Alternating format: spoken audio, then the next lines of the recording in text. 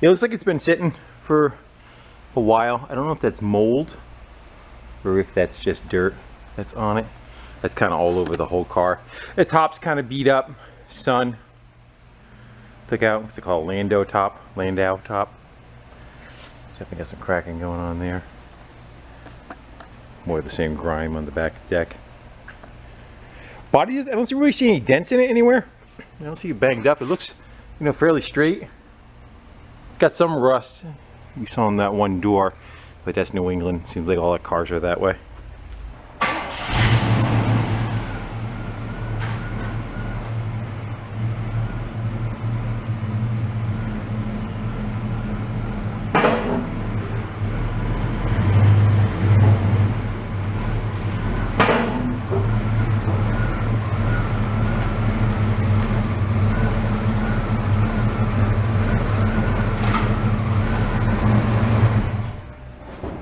Hey guys, and how's it going?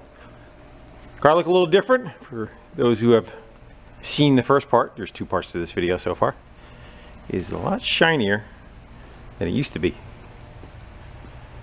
Because Brian, VW Nut 1967, took it to his house and gave it what for, and cleaned up the paint as best he could. This thing was like a piece of chalk before. I cleaned it with bleach just to get the mold off of it, and then he took the next step. There you go. There's some shine. Definitely made a hell of an improvement on it. Some areas are dry. The top surfaces, unfortunately, are just so sun-beat that there wasn't much left. I think getting thin is a wear spot through on the edge right there. But all in all, it's pretty good. For original paint, 1986. We're 34 years old. You can see it like there. See, it's a little on the dull side and then shiny. I would say that's definitely an improvement. So he has a video of getting this done on his channel. I'll put a link to it down below. Anyway, we are here for getting some more work done to it. So it has, I believe, valve cover leaks, and we're going to look for any other leaks that are in it. The gas tank has a leak. We're going to drop that down, either repair it or replace it, and then the frame is rotted on this side. That's stuff I have on the checklist to get done, and a bunch of smalls too.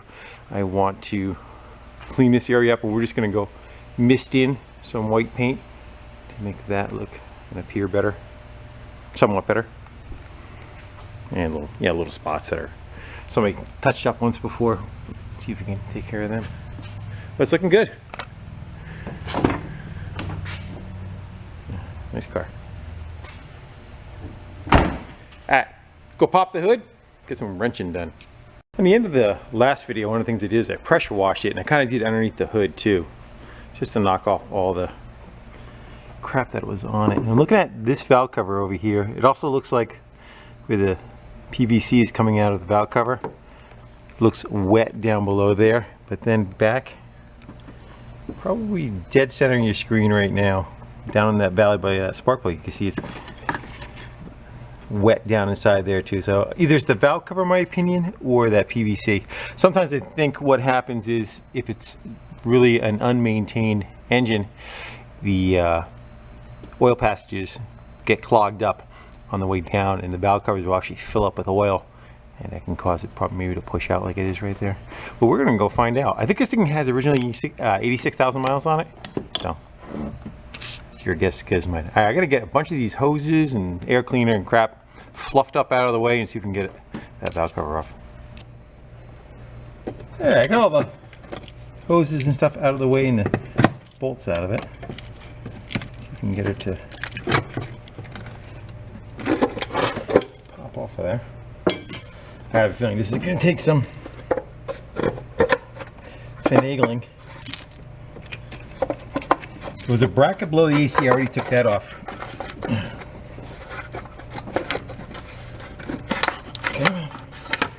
Come to daddy. I think we're going to, I said, take a spark plug wire off. Let's go see. We were just glued. There is no gasket.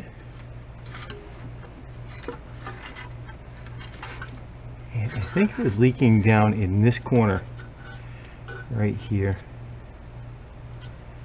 There isn't much for pinch, is there? There's only 5 bolts on the whole thing.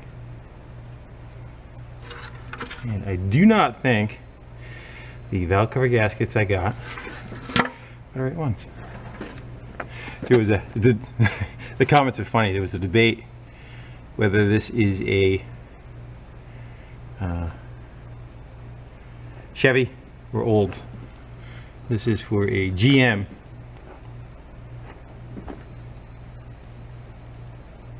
4.35, 5.4. I don't think they're it. So I think this is Olds. It was about 50-50 as far as the comments were concerned. Alright, hopefully there's enough thread and everything, because those valve cover gaskets come up about another 1/4 inch to grab all the brackets. Let's get this out of our way. Take a look at the rocker assembly. Get you down out of there.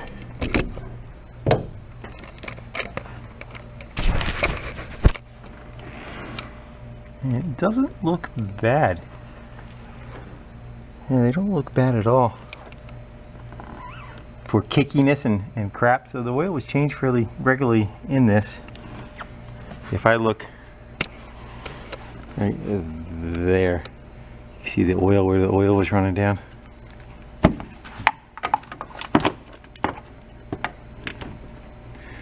Right there, you can see it was focus. Come on, focus. Yeah, right there. The oil was running down to there and down the rest of the way. There also could be an oil pressure switch that can leak. It's common in all cars. I think it is under the fuel pump. Could probably look there also.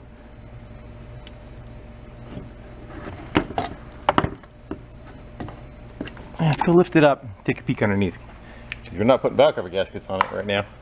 So we got it up in the air, and there is no oil pressure switch under the fuel pump. For some reason I thought that's where it would have been. I do see a plug on the side of the block there. Maybe that was what I was thinking of. Again, I am not familiar with GM products. But what I do see is a lot of oil up coming from the fuel pump area. And then I noticed something. You see it? Right there, right?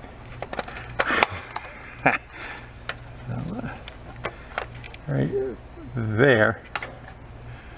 It's missing a bolt on the timing cover. Yeah, it looks like it's just kind of seeping out from the side of the timing cover. Looks like somebody did a water pump on it recently too. That pump, although it's rusted, you see bare metal on it. So I'm willing to wager, like on this side, it has 2 bolts and a locating pin. The other side is also supposed to have 2 bolts. So maybe somebody had a timing chain on it too, who knows? Well, we're gonna go throw a bolt back in there. I have a feeling that was the majority of that wetness. Coming down the front end right here, you can see it. Down there, here, and all the way down the back of the car. And they thought it was a remain seal, which would be right up inside there between the engine and trans. But I think it's just so wet from forward running backwards, splashing on there and then dripping down. So when they said it, they had a leak in the rear, I think that's what they meant, is that it had a leak in, the mechanic probably told me it had a leak in the rear main seal. Meanwhile, they were thinking the rear end, you know, the pumpkin on the back. We're gonna go get a bolt, shove it in there, take care of that problem, and go work on something else. Well, that's a little better. It's the shiniest part on the car now. It's a good sign when you put the bolt in and oil squeezes out between the block and the cover. That means it was definitely leaking. I would say that was 80% of the leak. Valve cover is probably 10% of the leak, and 5% is just going to leak because it's old like me, and I leak too. I'm going to go throw a wrench at some other of those bolts sticking out just in case, and have a little bit better confidence that the one that was missing wasn't missing just because they're all loose. Ew, that won't rust, huh? And going to the back, we have a gas tank leak. I don't know if it's leaking at the seam or up the top. Like when you fill it up, does it get it from the sending unit leaking up there? I just don't know. There's probably, I don't know, 2 or 3 gallons in it. It's got a dent in the bottom. And we got some welding to do over here. So I'd rather take care of that before I take care of that. So let's go get the trolley jack underneath it. We'll kind of support the tank. We'll take the two straps off, we'll lower it down, get a peek of what's happening up there, and see if we can repair that woe of a system. Cobwebs. Who's been hiding back here? It's like an old haunted house.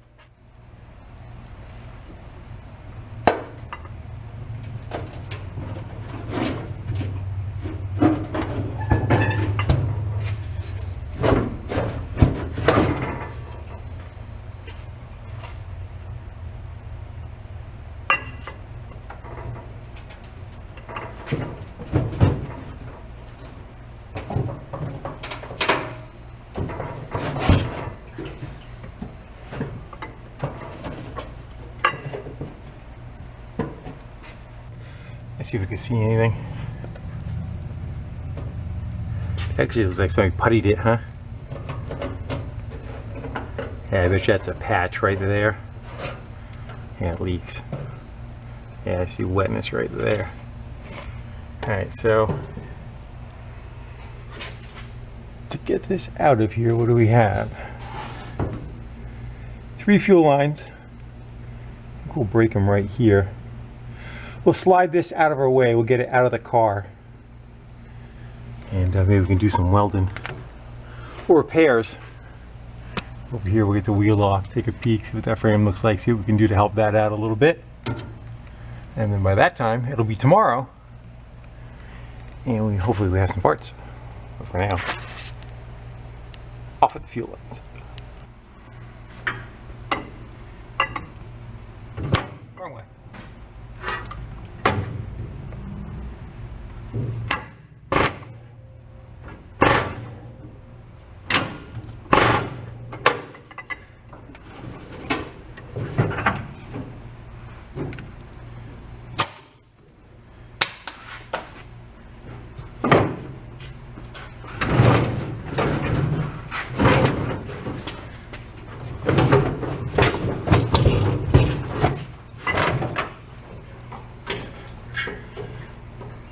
I think we got it. You might have to back up a little bit, but I think we got it. Yeah, a little bit heavier than expected. It's about 5 or 6 gallons and it was showing pretty much empty. It doesn't look bad really anywhere around it, except for where they patched it. Right there. So let's get some gas in. Let's go set the camera up. We'll tip it. Make sure it's leaking from there. I'm pretty sure that it is though. This is from me taking the fuel lines off and it's spilling down from that. But yeah, let's go stand it up on end. See what it does.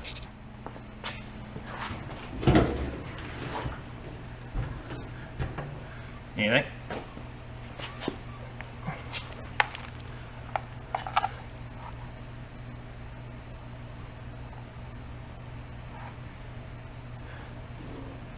You know, if I pick at it, it's really gonna go. I don't think the factory put that there. I do think that is somebody's attempt to stop a leak. Well, what I'm gonna do, if the tank is 300 bucks and it takes them a week to get it, I may try patching this one. If it's 150 bucks and they have it in stock, we'll just replace it. How's that for a plan? So we'll see how that goes. But that's gonna be for another day because they are not open on a Sunday night. Just saying. Let's go all the way. Definitely soaked in gas right now.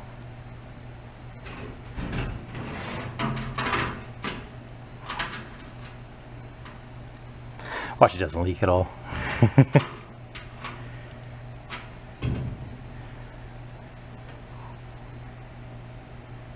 Well, we're waiting. I hit that with an air gun, let it dry up.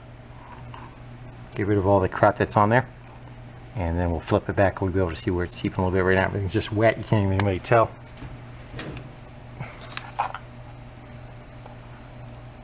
Took it out for nothing. Yeah, I would definitely say it is leaking right there.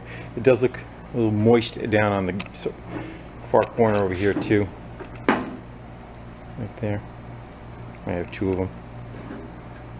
And the gas that rained out of it, not the chunks are just rust that fell from taking the tank down, but the color of the gas is what's in the tank. So I'm willing to bet that's why it stutters a little bit when you get on it. Just possibly.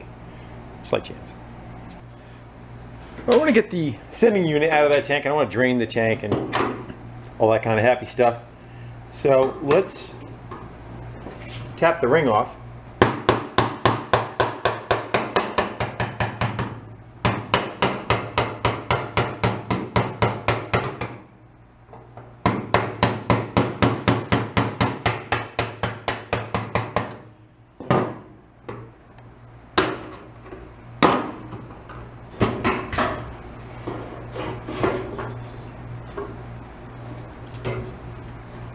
Come on.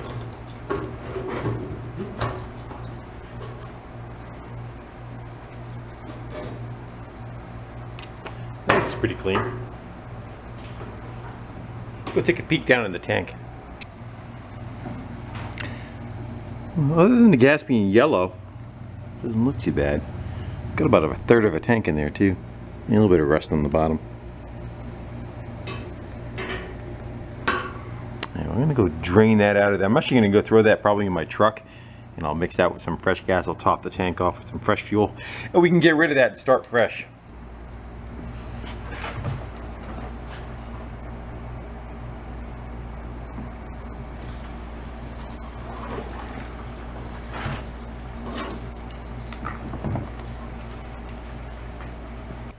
Well, now that we have no gas tank or a leaky gas tank or leaking gas in the car, I think we can go spark up the welder and start doing some repairs in this frame. I think we're going to drop the exhaust. We'll get that out of our way. You got a hanger here. Should be another one on it somewhere. Yeah, right there. We'll get that. Let it hang down as far as it can. We'll probably take the trolley. We'll wheel the trolley up. I don't know if you want to grab it. We'll grab it by the frame. We'll try grabbing it right here. We'll lift her up, get the tire off, and see how our exposure is. Beat it with a hammer. See what falls out.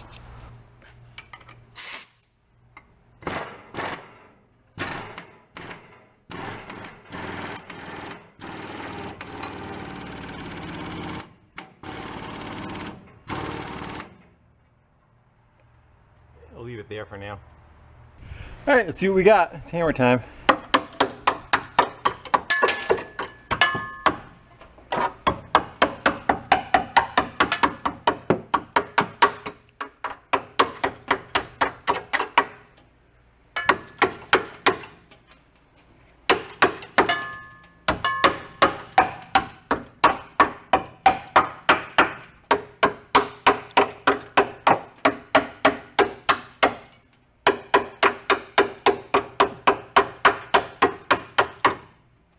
Well, it actually looks like this side of the rail stayed. It's just this side that blew out. Actually, somebody was here before us. Look, MIG welding wire. Like somebody kind of filled some holes and went. Let me go take. I'm gonna go take a whiz wheel. I'm gonna go trim some of this back to good metal. Give us a starting point. I expected actually more than that to fall out of it, but be careful what I wish for, right?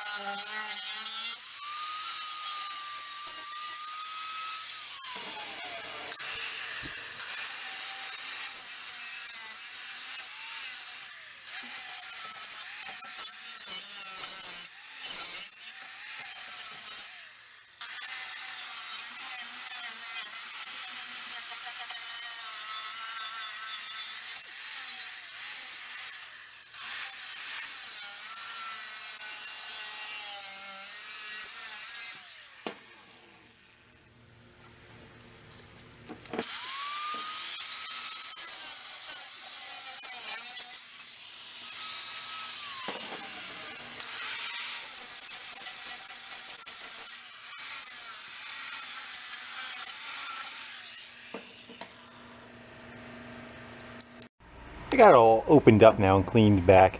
Another blowout here. Whacked on it when a hammer was kind of soft. I think we're just going to lay in a patch from the top first, and I'll just weld that back in. And this one, it is thin right here. I don't know if I put a light behind it, you'll be able to see.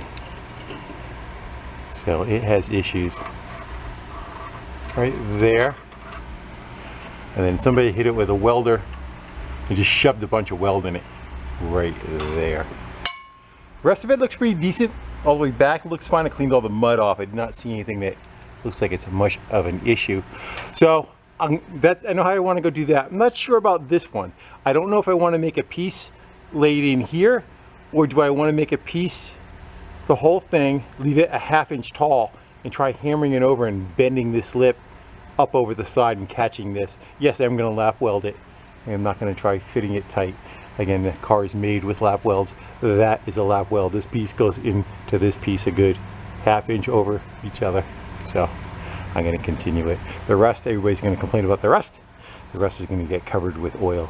That's what works for me. The whole car has got the same amount of rust on it. It will not rust out here again. It will rust out somewhere else before this ever rusts out again. All right, I need some metal. I'm going to go take care of that one, and I'll bring you back when we're doing this one. How's that? Like a plan? That's our plan. Well, the other one's taken care of, but now I want to make a paper doll. And I just want to try to get an impression with my hand, kind of wherever the edges are. Get dirty. Stabbing yourself and bleeding works really well for this too. But if you have a lot of them to do, it gets a little messy with the band-aids. Tape works pretty good though. I don't know if that's showing up on camera. Well, I'm getting a decent line. And I'm mostly concerned about the one that goes along the back edge, because I think I'm going to try butt welding that one. That one right there. I want to follow that.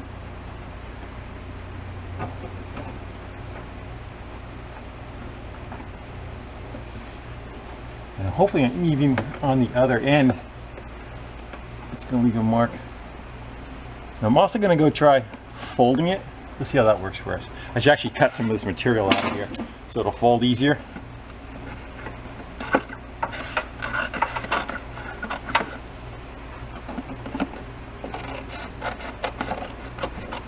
There we go.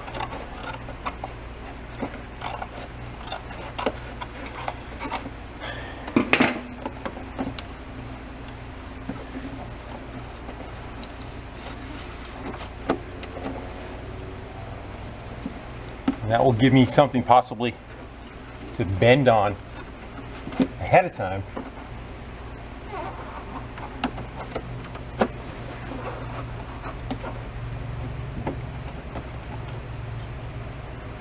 That should do pretty good. I probably should have, you know what I can do? Take my little ball peen hammer, or any kind of hammer for that matter. Hold on one sec. I'm actually into my tape. I want to make sure I leave a good impression. You could actually cut it. If you wanted to run around, I'll give it for instance. If you just tap right on the edge of sharp metal, it'll cut the paper. You can leave an actual pattern out. But like I said, I'm just looking to get that line up inside here.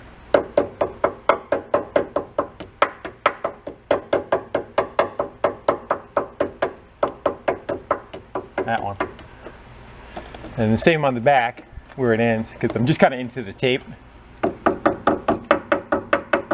the tape is not leaving a mark on this side. I might be leaving one on the other side, but so as we're going to take care of that, we'll get that down there and see what we got.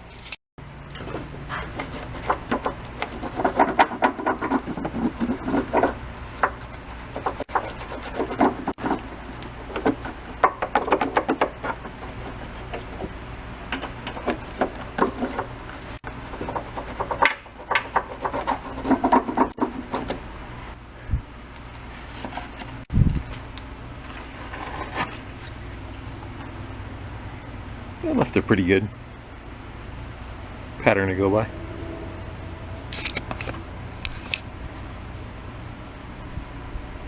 We'll cut that out with scissors.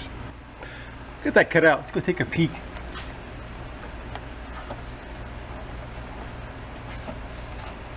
How well that closes up that back gap.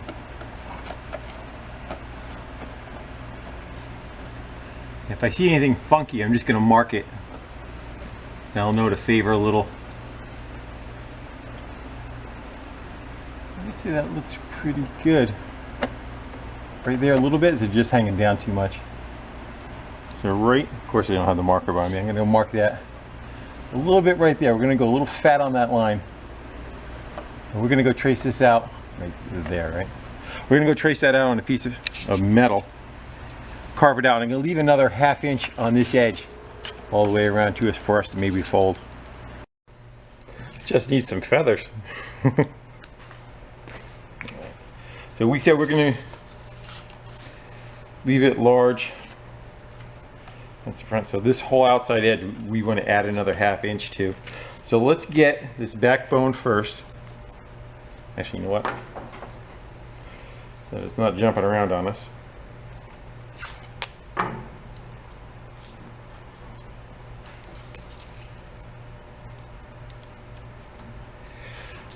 That's not a straight edge, so I'm not going to put it right to the edge.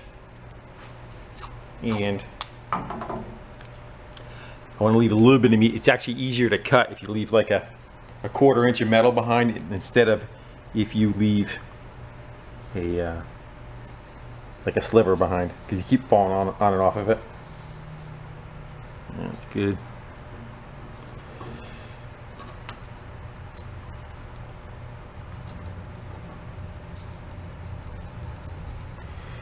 And I don't know, you just want to freehand it kind of.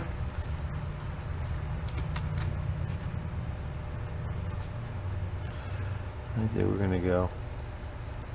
I don't want to slide it up because it doesn't parallel. If you slide it straight up, anything that's on an angle like this one will not be the same width or offset. It'll move it on you. So we're going to go color cut something like that. Let me go whittle that out.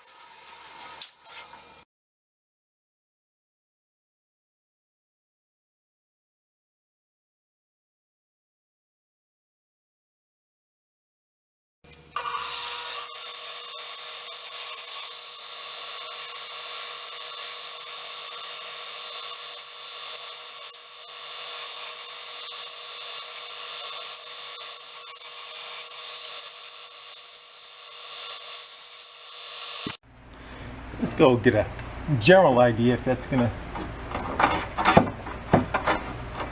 fit our bill.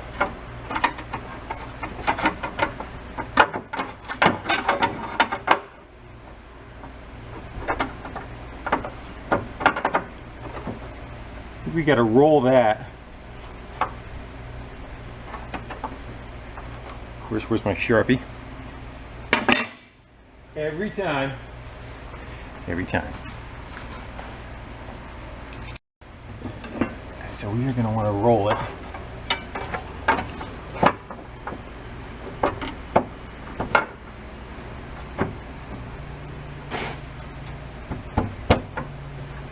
You want to roll it from about here.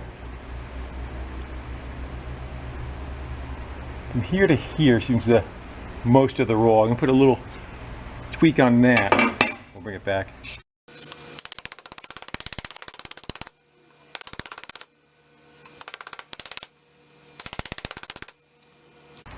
Oh, well, you can be able to see. Clamped in pretty good.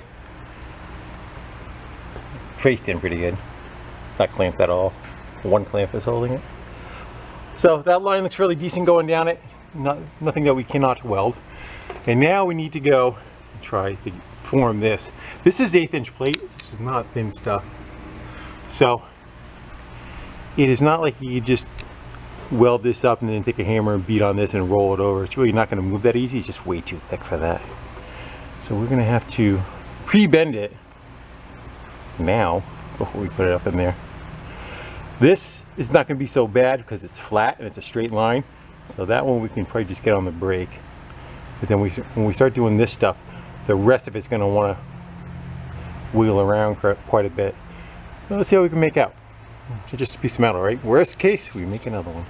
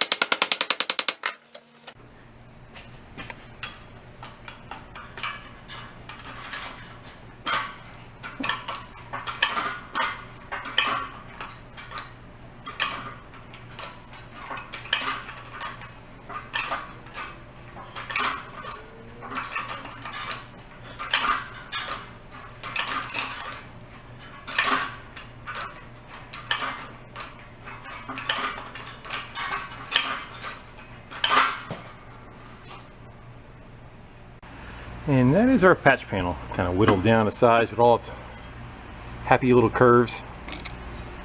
Fits pretty good. This is where that one weld was that somebody patched in earlier, so I let it kind of go uphill over that. We'll kind of weld right over the top of that conglomeration that's already there. Again, but it's thick. It definitely puts up a little bit of effort, but it is a frame, right? It's got to be a little on the stout side. Let's go get that up into position. All right, last time, just speak up. You see something out of whack. Say it now.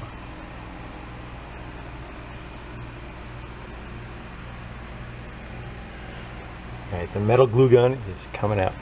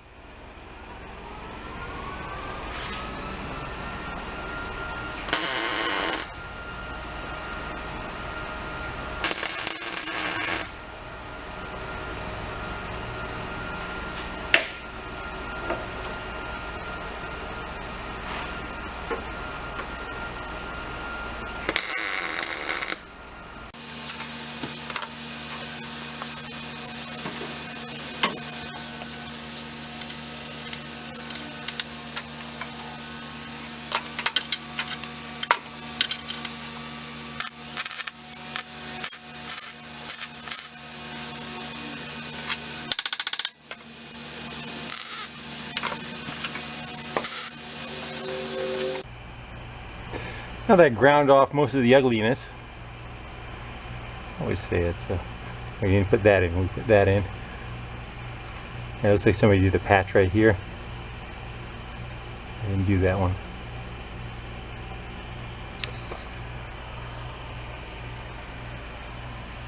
I'm happy with that. But now that we made it all nice one solid piece, we got to punch a hole right in the center of it again for where the body mount is. I'm going to go locate where that is. We'll get a hole saw and we'll go boink, pop a hole.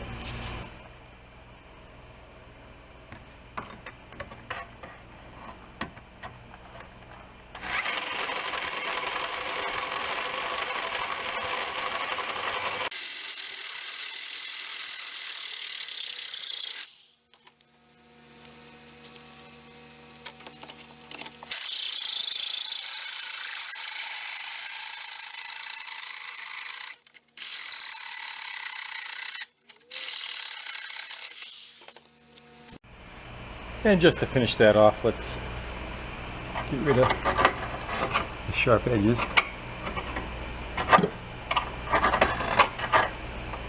Get the upper one too.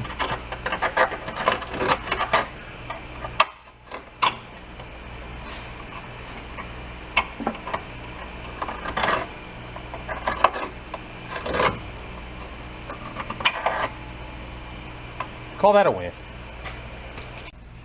And although it does look nice and pretty shiny, we are going to make that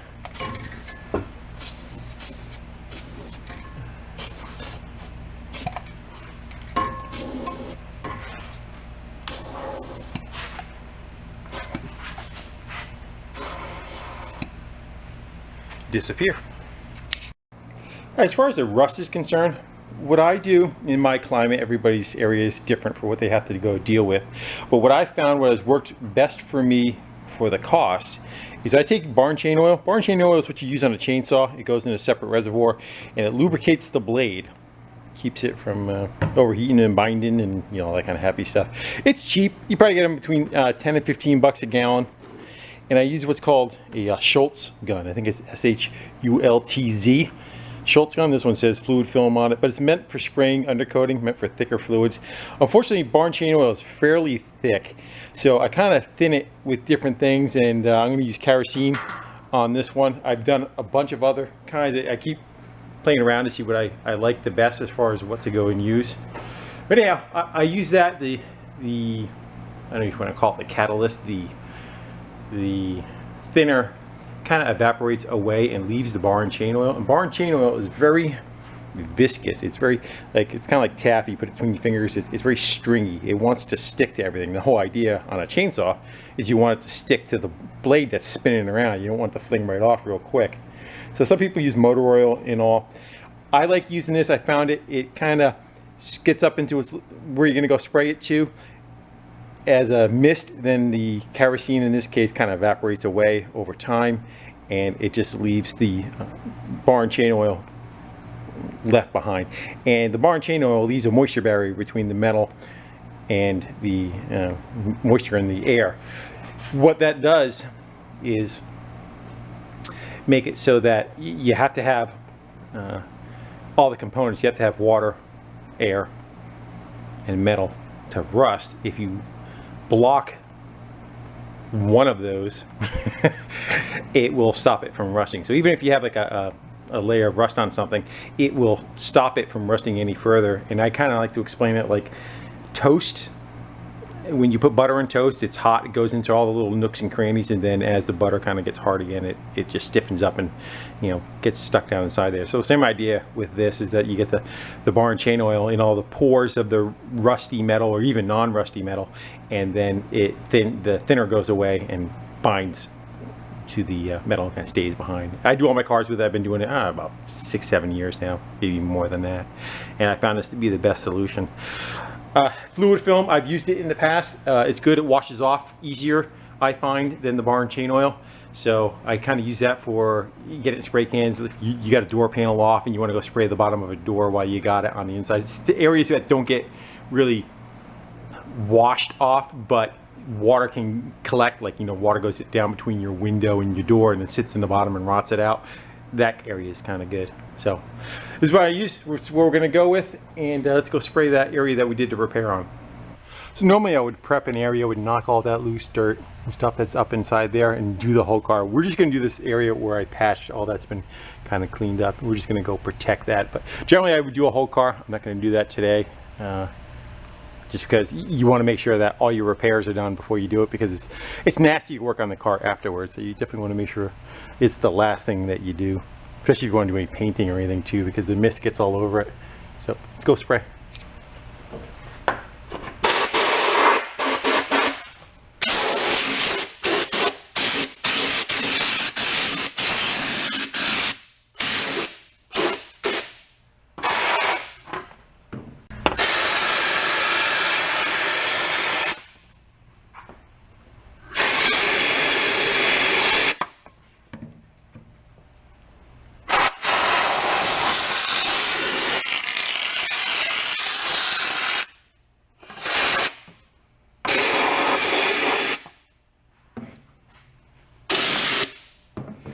Don't want to get the camera screwed up. You get the idea. And what you do is actually, if you drive down a dusty road afterwards, all the dust will kind of stick to it. It makes like a little bit of a barrier that you can kind of peel with your nail. I've showed it on other videos.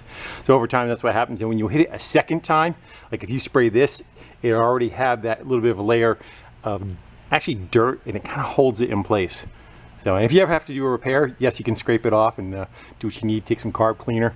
You can get rid of it, but for our rusty area, what happens to our vehicles, this seems to be the best solution for us. So that is not going to rust again, and it is messy. Normally I put a tarp down and I'm going to do all my vehicles at one time. I got about 4 or 5 of them to do. I'd say you probably do about 1/3 of a gallon on each car, depending on the size, between 1/3 and 1/2. And again, that's, what's it cost you? $8. Alright guys, well I think that's going to be where we wind down for this one. I'm waiting on a gas tank. I did order a new one, but it's about 4 or 5 days out. I think we got enough completed. The valve cover gaskets were the correct ones for this. It just uses different holes. So shows you how much I know about GM products, which is nothing. But with that, I want to thank all you guys for hanging out with me, doing a bit of wrenching, and hopefully we'll have this one almost done on the next video. Till then, I'll see you. Bye.